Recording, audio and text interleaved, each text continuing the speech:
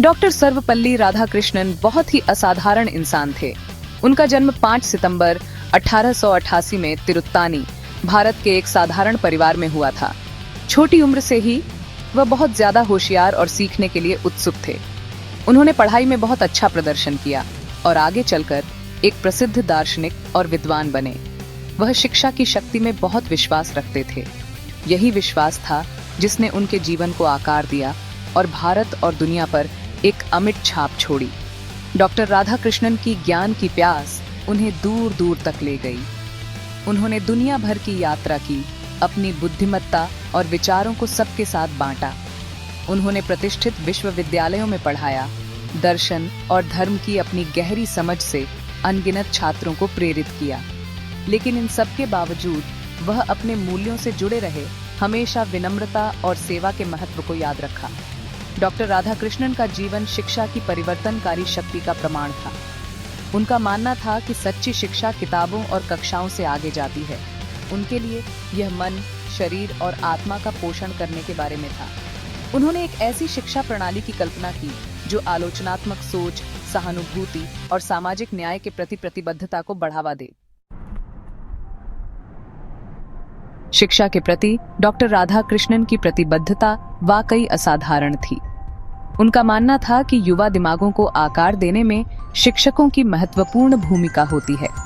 वह अक्सर कहते थे, देश के सबसे अच्छे दिमाग शिक्षक होने चाहिए। वह चाहते थे कि शिक्षकों का समाज में उनके योगदान के लिए सम्मान और महत्व दिया जाए।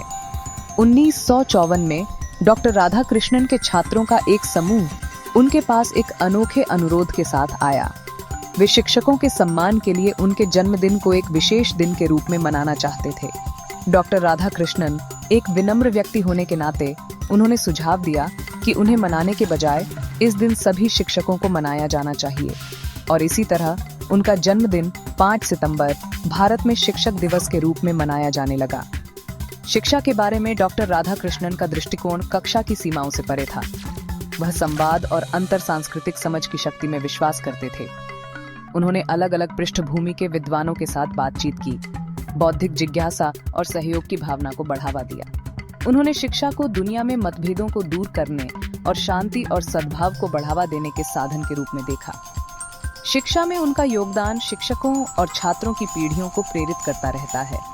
उन्होंने हमें दिखाया कि शिक्षा केवल ज्ञान प्राप्त करने के बारे में नहीं है, बल्कि बेहतर इंसान बनने के बारे में है। उनकी विरासत उन अनगिनत जीवनों में जीवित है जिन्हें उन्होंने छुआ और उनके विचारों की परिवर्तनकारी शक्ति से। डॉक्टर राधाकृष्णन सिर्फ एक महान शिक्षक ही नहीं थे, वह एक दार्शनिक और एक नेता भी थे। उन्होंने कई किताबें लिखी जिनमें जटिल विचारों को सरल तरीके से समझाया गया है। वह चाहते थे कि सिर्फ विद्वान ही नहीं, बल्कि हर कोई भारतीय दर्शन और संस्कृति को समझे। उनके काम ने दुनिया भर के लोगों को भारत की समृद्ध विरासत के बारे में जानने में मदद की। उन्होंने दिखाया कि कैसे प्राचीन भारतीय ज्ञान आधुनिक दुनिया में भी प्रासंगिक है। वह विभिन्न संस्कृतियों के बीच संवाद और समझ की शक्ति में विश्वास करते थे। डॉक्टर राधाकृष्णन की बुद्धिमत्ता और नेतृत्व क्षमता ने उन्हें कई महत्वपूर्ण भूमिकाओं में भारत की सेवा करने के लिए प्रेरित किया। वह सोवियत संघ में भारत के राजदूत बने, एक पद जिस पर वह कई वर्षों तक रहे। उन्होंने भारत के उपराष्ट्रपति के रूप में भी कार्य किया। 1962 में वह भारत के दूसरे राष्ट्रपति चुने गए, जो उनके कद और पूरे देश में उनके प्रति सम्मान का प्रमाण है। डॉक्टर राधाकृष्णन को उनके काम के लिए कई पुरस्कार मिले, जिनमें भारत रत्न, भारत का सर्वोच्च नागरिक पुरस्कार भी शामिल है। लेकिन इससे भी महत्वपूर्ण बात यह है कि उन्होंने लाखों लोगों का प्यार और सम्मान अर्जित किया। उन्होंने हमें दिखाया कि कड़ी मेहनत, समर्पण और दयालु हृदय से हम महान चीजें हासिल कर सकते हैं। डॉक्टर राधाकृष्णन की जीवन कहानी हम सभी के लिए प्रेरणा है। वह हमें शिक्षा, कड़ी मेहनत और दूसरों की सेवा का महत्व सिखाते हैं।